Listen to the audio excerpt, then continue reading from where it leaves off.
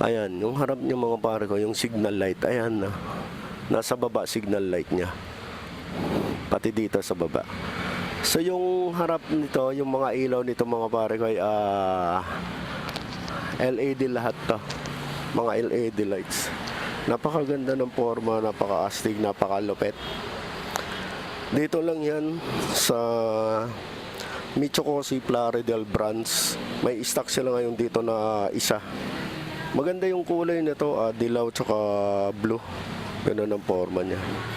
Tsaka maganda siya kung uupuan mo, komportable. Ang ganda ng upuan. Naka-camelback na rin.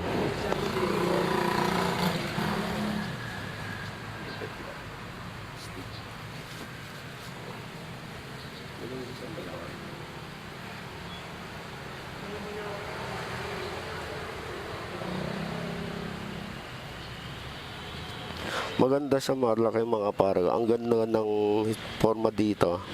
Medyo kung makikita nyo dito sa ano niya. Ayan na. Yung sa apak ng paa. Okay naman. Hindi naman siya maliit. Saktong-sakto yung paa natin. Pati dito sa kabila. Ayan. Komportable ka dito pag umupo, pag ito yung magamit mo mga pare. Asahan natin itong mga pare ko. Siguradong malakas yung brake na to. Kasi harap likod, naka-disc brake na siya. Tsaka maganda yung maganda. Pagkasakay ko ngayon, maganda yung bounce ng shock. Yung shock niya, so maganda talaga nagpe-play. Dito sa harap maganda siya. Kasi halos lahat naka LED na at